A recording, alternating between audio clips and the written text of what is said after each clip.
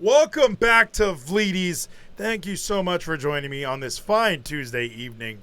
Tomorrow night we have two special events. Wrestling is really giving it to us. It's fun that they make us like, which one do I watch on Wednesdays? Like, because can you imagine if they did that for Mondays? I would have a tough time. Like, or even if it was like, hey, Hulu this. I'd be like, uh-oh. Hulu New Japan Pro Wrestling? I'll check it out. But it's not on Hulu. They make it harder to watch. So what we're going to do, Matt, is we're going to go line by line. There's 5 matches listed for tomorrow night. Whoever's making the graph, I'm going to make the graph. I'll be the guy. I will be the graph guy. And I'm going to keep track of our picks. And we'll see where we land. We're going to give an explanation, obviously, on why we believe a certain guy's going to win. So this is for fucking the wrestling fans out here. No more politics talk tonight. We're going full on wrestling. No baseball, nothing else. 100 degrees in the podcast closet, and we are not coming out until we pick these fucking shows. So, Matt, I'm going to go first. I'm going to give you a match. I'm going to need your take. You don't watch a ton of AEW, but that's going to make this even better. So I'm going to, because I'd like to see where your head's at with some of these, and I'm going to give you why I'm so upset with AEW, why I'm so upset with NXT. And when I'm cutting the clip, holy shit, this is going to be great. So, all right, Matt, let's go to Fyter Fest. Private Party, Isaiah Cassidy and Mark Quinn are taking on Proud and Powerful, Santana and Ortiz. What are your thoughts on these two teams? Who do you think is going to win this tag match? So from what little I have seen from AEW, I honestly do think they're going to give it to Santana and Ortiz. I think they need to kind of get a good win back after that stadium stampede. I haven't really been watching it as much, so I don't know if they've been winning since then. But also with all this BS going on with the Inner Circle and Matt Hardy, I think they're going to pull it out. I think with Matt Hardy being in the corner, I think for some reason that gives Private Party a little bit of an edge. And one of the members of Private Party was in the main event the other night. You know, they main evented AEW against Cody. And Matt Hardy's in their corner. I think somehow the multi-personalities of Matt Hardy will allow the Private Party to pick up a win. Plus, and I know this is a stupid reason, I think you do need some people of color winning matches. Now, I know Santana and Ortiz are Cuban or Puerto Rican or Dominican, one of the three, from those islands down there. But I think Private Party is that they need some wins. Come on. We need more black people to win wrestling matches, okay? We can't all be Kofi, all right? We need some more. So I'm picking Private Party. I will complain a little bit. Santana and Ortiz came to AEW as like a huge signing. We've acquired the best tag team that TNA had to offer. And they were supposed to go to WWE. Like, what happened? These guys were like the top tag team.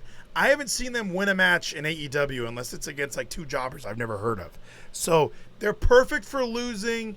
They're just going to keep losing until we find something better for them. Because right now they're just floundering. And Private Party needs a big win. They got the Hardy Party. Let's just have a little bit of a dance party at Fyter Fest. So I am going with them. Now let's switch over to the Great American Bash. Line number 1. Oney Lorcan versus Timothy Thatcher. Now, I know very little about both. I know enough about these guys. Can you explain to me is there a rivalry here, or is it just two badasses that want to fight each other? So the only thing that Timothy Thatcher's really been doing on NXT right now is he's been doing these great vignettes where he's teaching all these young boy wrestlers just how he destroys your body with his rest holds. Like, he'll just be like, this little individual nerve right here, you crank that with your elbow, and bam, this guy is down for the count. And I honestly think that they're just going to sacrifice Oney Lorcan for the greater good of making Timothy Thatcher the baddest motherfucker in NXT. Well, and Thatcher did win the match, win the tag titles on like his first night. Like there's enough behind him to keep pushing him. Oney Lorcan is, you know, he's a good hand. He just kind of comes in and makes guys look good. Like when I watch the rare episodes of 205 Live that I watch, he stands out as like, okay, this guy's pretty fucking awesome. And I know him and that British dude were the Brit Am Brawlers or whatever their names were. I thought that was awesome. And yeah, like in the chat, like that's kind of one match I would like to check out. I'll watch that match. You know I was talking shit about both of them because personality-wise, not a lot there. However, it is two badasses that just want to fight. So sometimes in wrestling, that's exactly what we need. I'm going to go Tim Thatcher. I think that's an obvious one. So you and me, I got to write these down. Okay. Let's go Vleeties. And let's go Mr. Matt. Here we go. And Vleeties picked Private Party, the Hardy Party. And I also picked Timothy Thatcher. Now, here you are thinking you know what you're talking about. You're picking Santana and Ortiz, and you can't change it. And you're also picking Timothy Thatcher, which, great pick. I can't sing your praises enough. Timothy Thatcher, great pick. Let's go to the... Tony Lorcan was a great tag team wrestler like 2 years ago. He had that one really good match to take over Chicago. It's the only match I would ever say go watch of his. Other than that, I'm ready to see the Lamb go to the slaughter.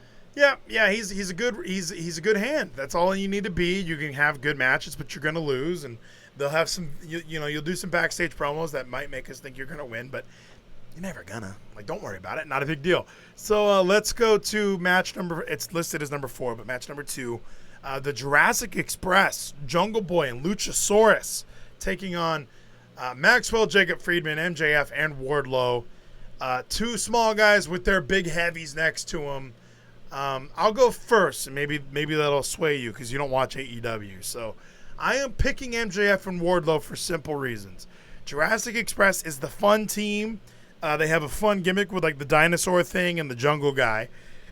However, MJF hasn't lost a match. There's no reason to soil his perfect record with a loss to the Jurassic Express. And also Wardlow lost to Cody. Since then, he's only beaten up jobbers. This is a good chance for him to win like a match that seems to matter. It's not pay-per-view, but it's a big thing. So I'm 100% picking MJF. Who are you picking? Well, Vleeties, you didn't need to influence me on this one because I was also going to pick MJF. I don't think that they're going to waste this on Jungle Boy, and as much as I do love a Luchasaurus, there's no way that they're going to put MJF on the bottom, let Jungle Boy go over. MJF's going to be a huge star one day. He's going to be on a cereal box, I swear. Well, and who's taking the fall if you're the heels? Like, is Wardlow going to take another fucking pinfall? Like, he already lost to Cody in, like, his first match. MJF is undefeated, and if he gets pinned by Jungle Boy, it makes him look like shit. If he gets pinned by Luchasaurus, I mean, I guess that would help Luchasaurus, but MJF is getting a title match soon. He's going to fight Moxley after this cage thing's over with. So let's not waste a fucking loss during a bullshit tag team match. So let's flip over to the Great American Bash. Rhea Ripley, a match you seem really pumped up for. Handicap style, Aaliyah and Robert Stone. And here's my question with this. Is Robert Stone getting handsy with Rhea Ripley? Are we, in NXT, are we back to that mode of the men can fight the chicks? So what I think is going to happen in this match is, as much as I would really not like to see this, I know Rhea Ripley is probably going to go over. Because Aaliyah has not won a match in NXT for the past, 6 years she's been there. I think she won 1 or 2.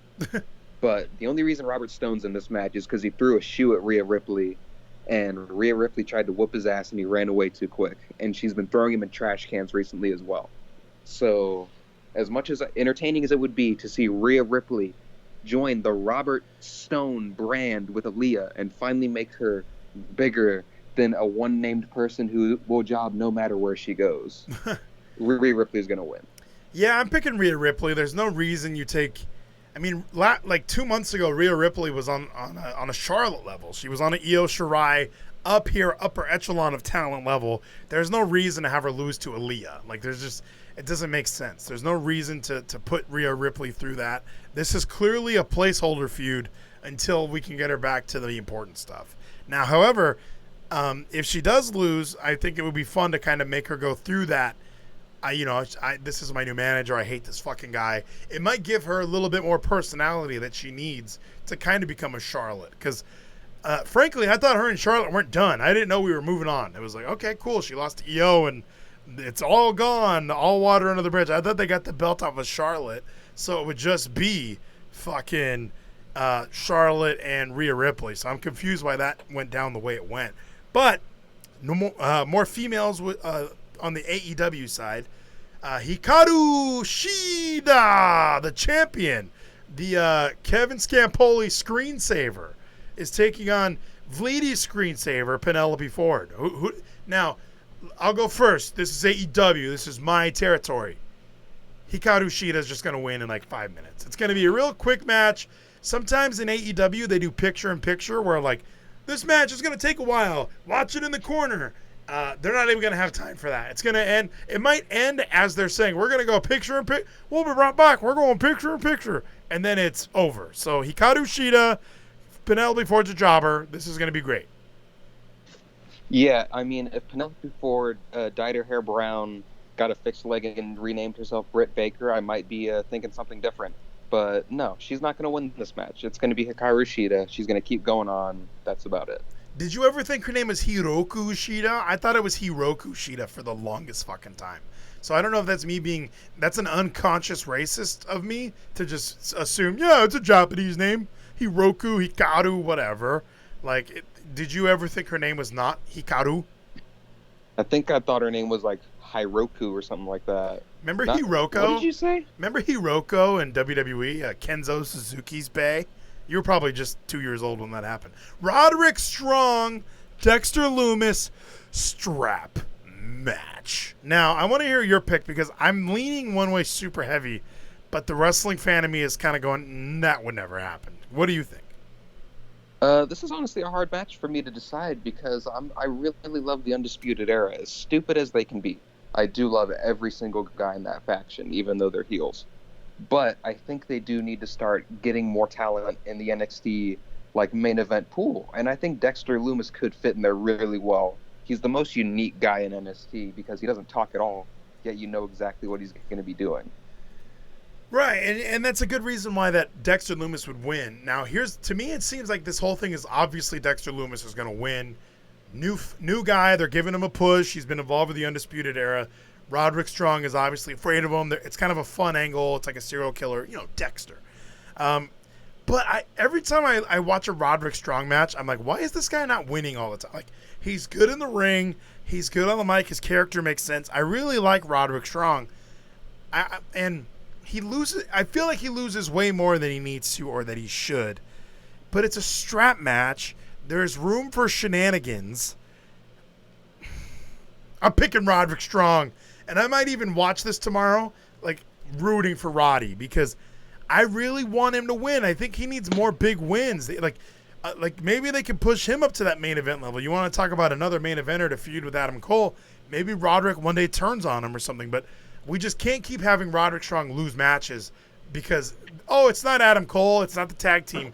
They can beat Roderick Strong. He needs a big fucking win here. And the strap match makes it like Kyle O'Reilly and Bobby Fish can come out with duct tape and duct tape Loomis to the turnbuckle, and then Roddy can just run around and tap all four, and the match is over. Is it going to be one of those strap matches where they tap the corners, or is it going to be where they pinfall? I think it's going to be a pinfall, or maybe it's going to be a submission, because Dexter Lumis has been doing that recently. But for my pick, I think I am going to go Dexter Lumis. I'm going to root for Roddy in the match either way. I love that guy. It sucks that just about every match he wins, it's always because of someone else helping him. He needs to win on his own. Yeah, gosh, and that's fine. At least he gets a win. At least when we're at least next year when we're looking at the Great American Bash results, we can go, oh yeah, Roddy beat Dexter Lumis. That was great. The TNT Championship. What is your take on this red and silver belt? Everyone seems to hate it. I don't seem to notice that it's so shitty, but everybody tells me how shitty it is. So I was watching Double or Nothing live, and when I saw them unveil that thing, I just had a flashback to the SummerSlam. Like, I don't know why they think red is a good idea for a belt. I honestly don't just see it. I just don't understand why red's the perfect strap for some people.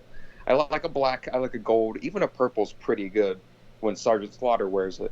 But red, it's disgusting. Well, I don't know. Like, and I know that I'm the red belt guy. I like red inside of the gold. As far as the strap, I like a black strap or a white strap. I don't really see the need for having these colorful straps. So I like red inside the gold, like on the old school World Tag Team Championships when Kane and Rob Van Dam had the belts. I like that red inside. But even if it was a red strap, at least get a gold plate. Like, I think maybe the fact that it's silver is what everybody hates, because it does look like such a secondary belt. It almost looks like a paint can. Like, it just doesn't look exciting. Like, you work your entire career for this. And that's the problem with some of these belts where it's like, I really want, like when you look at the UFC championship, you're like, fuck, I kind of want to start trying to do MMA because you want that belt. The TNT belt I don't really want. Like if I was in AEW, I'd be like, I'd rather compete for the tag belts. Those look cool. So yeah, I agree that the belt looks stupid, but I don't think Cody's losing it to Jake Hager. Am I crazy? Jake Hager's been built up as this monster, but I mean, I don't see Cody losing this belt so soon, and especially to a guy like Hager. However, now that I'm saying this all out loud, what a greater person to lose it to, like Jake Hager. Now the belt is back with the Inner Circle. Cody feel like he just won the fucking thing, and he built a Murder Hawk monster. Cody's keeping his belt. What do you think? Cody's the EVP of this company. As much as he says, I'm not going to win the world title, he's definitely going to keep one for a very long time. Sure, that title looks like the Raw Tag Team Championships and that one Shawn Michaels world title put together. He's going to keep it, though. Yeah, he's keeping this belt. He's not dropping it to Hager. Not much needs to be said about that shit. It does kind of feel like nepotism a little bit, even though, not like a father-son or brother thing. It's just, I built this company. I get one of the belts. He's going to wrestle, and then he's going to go back and get the headset on. Okay, let's finish the show. Yeah, no, he's not losing this fucking belt. Now, this might be the hardest match to pick out of every match we picked. Dakota Kai, Mia Yim, Candice LeRae, Tegan Nox, Fatal 4-Way, NXT Women's Championship. I can make a case for all 4 women. Who are you picking? So my number 1 is my girl, Dakota Kai. She's the best goddamn female wrestler there is on this planet.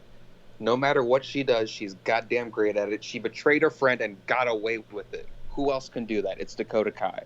The only other person I would want to win is probably Candice LeRae, because I would love to see another rematch from them after that amazing TakeOver Toronto match.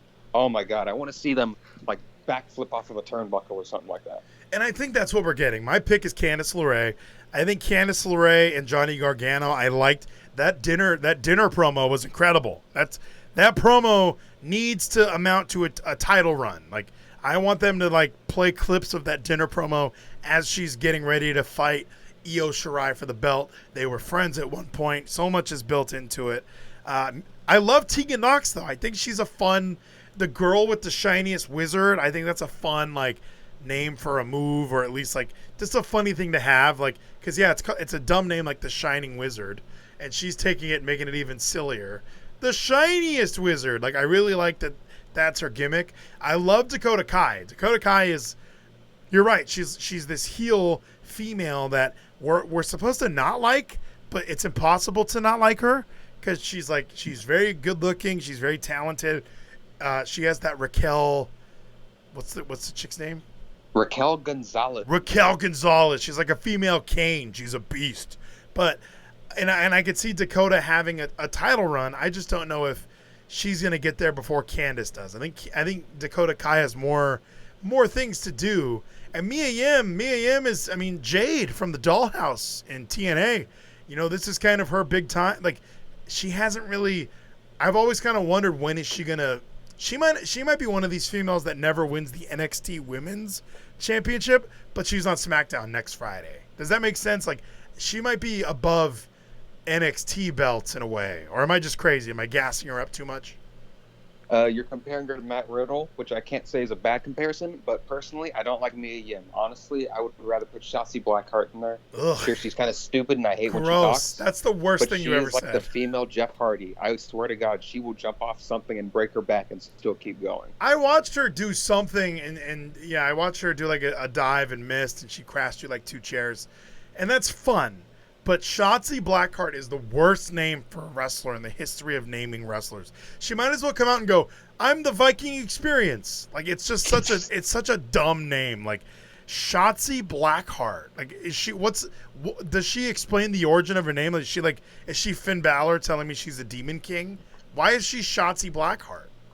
The only thing I remember is her saying she likes Joan Jett. I don't know what the Shotzi is. I don't know. Yeah, I don't care. Like, I like Joan Jett. Call me Finn McAsshole. Like, I don't understand. That doesn't make any sense. Blackheart, because Joan Jett is the Blackheart, so it's like... Yeah, Joan Jett and the Blackheart. Yeah, but what's the Shotzi part? I don't understand. You can't just say, yeah, I like Joan Jett. Like, what if I started going by Nakamura and you were like, hey, what's your name? It's like, I like anime. It's like, wait, what? Like, what? No, explain that. Like, you have to explain where that comes from a little bit more. So, I'm a little upset that you said Shotzi Blackheart. Mia Yim is incredible. She's from Fontana, and she throws up gang signs and gets away with it. I am a big fan of Mia Yim, and yeah, she's SmackDown. She's SmackDown bound. She's been wrestling forever. I know all these three women have, but I'm just saying Mia Yim is a cut above. She's ready for SmackDown. She's got the facial expressions down. So does Dakota Kai. So does they'll have them. But I'm just saying Mia Yim is ready for that star. But she's going to lose this match to Candice LeRae. Now, flipping back over to Fyter Fest. This is main event time, baby. This is fucking the main events. We got 4 minutes before another ad roll plays. So here we go. Or we got to finish it. That's all I'm saying. Kenny Omega and Adam Page. My favorite tag team in AEW. I love Adam Page. I should have worn my fucking cowboy shit shirt. I guess I'll have to wear it tomorrow now. Do the waters all the way down to like Mick Foley's chin. So they're facing the best friends. Chuck Taylor, Trent, Orange Cassidy's probably in their corner somewhere. In the chat, I'm seeing from Thick for Life that Page turns on Omega. This is finally the breakup. We've been waiting for it. Are we going to see a new tag team, a new set of tag team champions on a random Wednesday night in July? I let you pick the NXT first. I'll pick the AEWs first. I am going to pick best friends. I love Adam Page and Kenny Omega. I don't see them ever losing the belts. Now, however, I don't think there's going to be anyone turning on anybody. I just think that this is a good opportunity to get the tag belts back on a tag team. Now, what I mean by that is Kenny Omega and Adam Page are just members of they're just members of the Elite. They're not actually like a tag team. They don't even have a tag team name. And when you look at AEW, it's built around so many fucking tag teams. The Young Bucks, the FTR, the Private Party, Santana and Ortiz, the Blade and the Butcher, even though they lost a bunny, the Natural Nightmares. Sean Spears is out there looking for shit. Everybody's looking for stuff. And and in the chat, Omega is going to be the one to turn on Page, but it wouldn't happen at Fyter Fest. I'm not saying they even turn on each other. I'm just saying the best friends win this match. And I don't think that Page and Omega are enough of a tag team to to have a big betrayal. They just need to stay as part of the Elite. And by the way, everyone, we're still waiting for Blood and Guts. Let's stop pretending anyone's going to break up with anybody until we get a double cage match, okay? So, yeah, let's relax on that. Who are you picking in this? Are you going with the tag champs? Because they are the best. It's hard to pick against them. So if there's anything that has entertained me with AEW that it hasn't in NXT, it's the best friends entrance music. They should be dancing out to that music like Jack Evans and Angelico whenever that plays. And also, I'm going to pick them because the only thing I know about Chuck Taylor is those internet videos of him running up to children and screaming, and it's the most entertaining thing I've ever seen. And I think it's a good pick. This is one of the most fun tag matches there's been in a while. Where like I said, a tag team needs those belts. It was fun, and it was a fun surprise to put the belts on Omega and Page. It was fun for them to beat the Young Bucks, but in 2 months we're just gonna have best friends versus FTR for the belt, and they'll win the belts. Like, it just needs to get off of Page and Omega. They're better off doing single shit anyway. Get Page back in the fucking main event picture. What are we doing? Have him be the first AEW guy to win a belt, a non-WWE guy. So I'm excited for that. So that wraps up AEW Fyter Fest Night 1. We'll worry about Night 2 next week. The Great American Bash main event. Non-title. Come on. Put the fucking belt on the line. I hope Bailey Doe Straps comes out at the beginning of the match and goes, "This should be for your title." And EO goes, "You want title? Let's do it." That sounds great. If that's the case, Sasha's going to win. However, based on my pick of Candice LeRae, I'm going to let you pick first. You go. Okay, well, no matter what happens, Io Shirai is going to win. Right. Even if Sasha wins, Io Shirai is going to win. Io Shirai is the NXT Women's Champion. She's going to be dominant no matter what. I think Bayley's going to try to interfere. It's going to try to build up this Sasha-Bayley match that's going to happen at some point. I don't know when, but also I don't know if they want to put an NXT Championship in a Raw Women's Championship. I think the double title dynamic is just going to only hurt them. And you don't want her to be triple title, yeah, because that would be what would happen at Horror Show, is she might win the third belt, and suddenly she's the most important wrestler in the world. So yeah, I agree. I mean, that makes sense. I think these are the picks. I mean, that's a solid pick. Io Shirai